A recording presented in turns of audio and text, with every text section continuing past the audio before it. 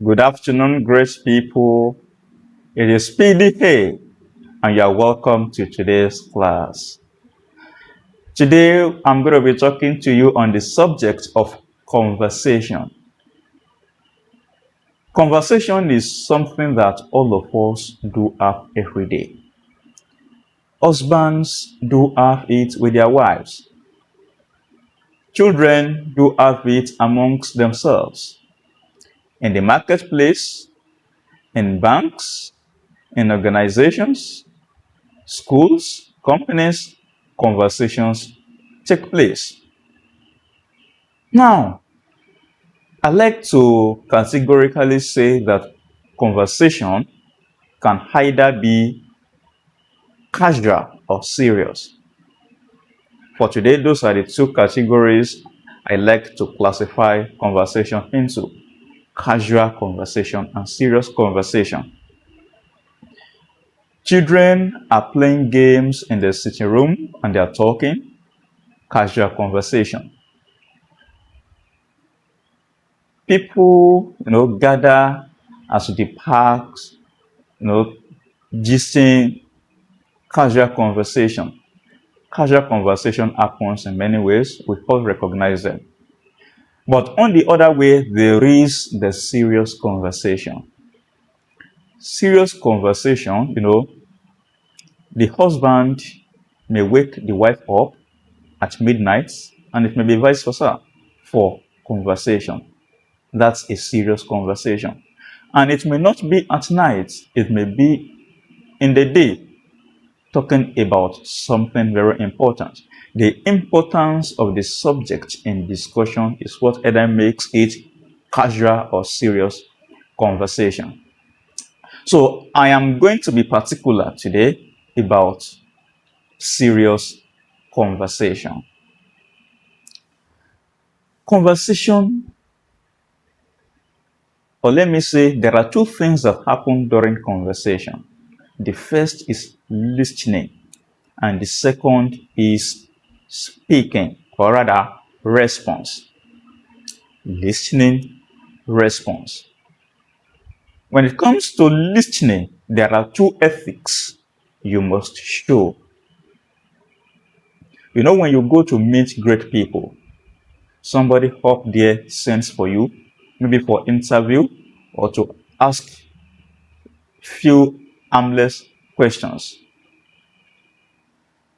You don't have to say much before they figure out your level of maturity. You don't have to say so much before they know the kind of person you are. They will not only judge you based on what you say, but the manner in which you say whatever you have to say. The ethics you display during the conversation. These are the things you judge yourself with. Actually, you are the one who does the judgments. What they do is just to assess you. And so, I want you to give you this very important knowledge. Let's begin with the first one, which is listening. The most important thing in conversation is listening.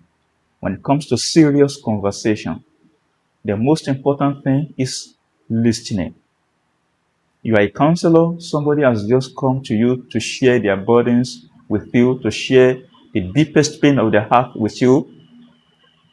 Most times, what they need from you is not to talk. They don't even care to hear what you want to say. They just need somebody, a mature person, to pour their hearts to. Listening, very, very important. How do you do proper listening? The first thing is close your mouth and pay attention. You close your mouth and pay attention. Don't be willing to talk. Just listen. If somebody comes to share a burden with you, if you can do listening very well, you have solved 50% of that problem. You have not even spoken. You have not even given a suggestion. You have not even shared your opinion.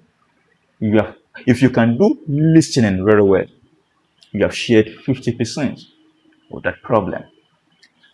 So you close your mouth and pay attention. That's the first thing to do while listening. The second thing is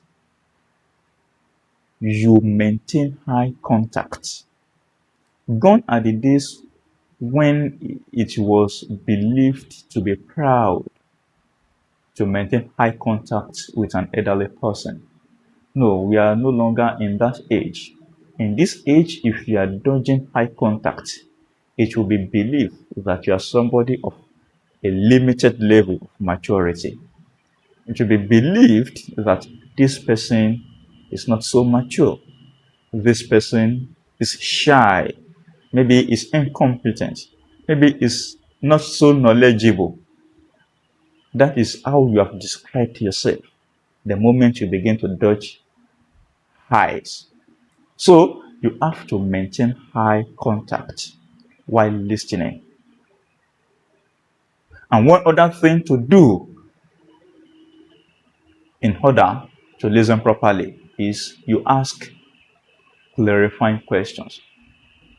You do this to show the person that you are with them, you are listening to them. You ask clarifying questions. Maybe the person has just said something you didn't hear clearly, or maybe they are saying something contradictory to what they have said earlier. Ask questions, clarifying questions. So ensure you listen properly whenever you are in a serious conversation with somebody. If you talk without listening properly to the person, whatever you say, the fellow will not take it seriously. He will believe that, oh, you are just saying this because you have not heard the whole of their problems. Oh, if only you can hear the whole of their problems, you will have said something better. That is what will be in their minds. But if you can listen from A to Z, if you can listen properly with good attention, even if you utter one statement, the fellow believes that this person has heard everything I said and he has done all his calculations and he has discovered that this is the only thing he needs to say. This is the only thing I need to do. He will treasure that little thing you have said so much because you have listened properly. The second ethics to show while listening is you show empathy. In the process of listening, the empathy you show must be genuine. It has to be genuine, and you have to also show the person that, oh, you are being empathetic.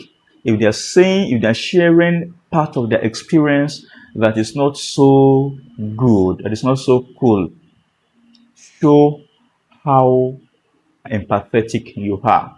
Feel their pain. Put yourself in their shoes as they are talking. You show empathy.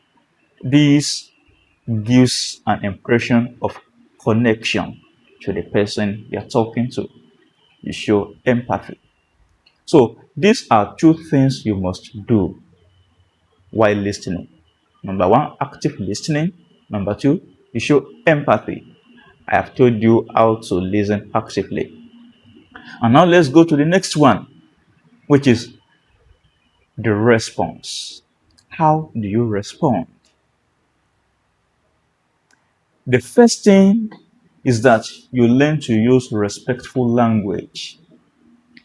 Avoid hurtful language. Avoid judgmental language.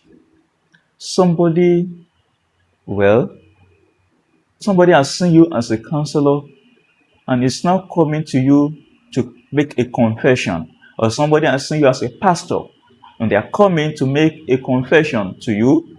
Already they are not proud of what they did. Already they are sorry. They recognize that they have done wrong and now they have come to confess. It's different from when you caught them red-handed in the act. And maybe they did an exam and failed as a result of lack of preparation. You know, these situations, you don't begin to attack them. You don't begin to judge, to pronounce harsh words to them. Avoid hurtful language. Avoid judgmental language. Come up with words that will lift their spirit first. They are broken. They are down there. They need somebody to pull them up. They need somebody, to mend their hearts. They need somebody to lift their spirits. So use respectful language. Don't use offensive language. Respectful language. The second thing to do, or ethic to show while giving your response, is avoid unnecessary arguments. Avoid unnecessary arguments. If you are giving a suggestion for them to do, and they are trying to state that it will be a bit difficult for them to do it, you don't go ahead and begin to argue, begin to prolong the matter unnecessarily, or begin to judge them. Avoid unnecessary argument. Or maybe they are sharing something with you, and you are unable to connect the dots, and you have asked a few clarifying questions, and you're not satisfied with the answer. You don't go and deep into arguments. Avoid unnecessary arguments. Now, I'm not condemning argument totally, because some kinds of arguments are very useful. In some cases, argument is very important. You have to confidently defend some positions when it comes to some things. But in serious conversations whereby somebody has come to you and expects you to give a piece of advice, avoid unnecessary arguments. And there is something very important to do after the conversation, and it is that you must respect their secret. They have come and they have confided in you.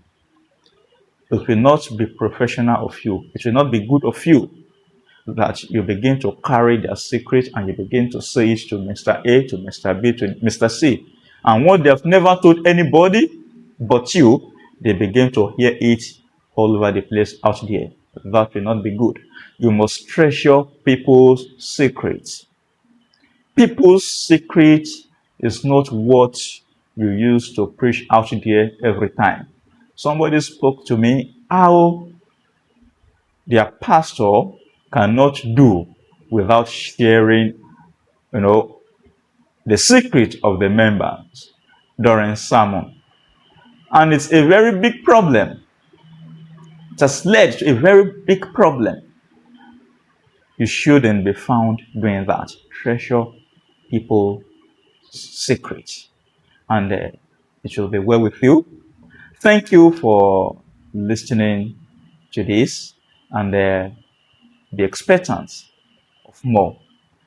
Kindly like it, kindly share it, and kindly subscribe. Thank you.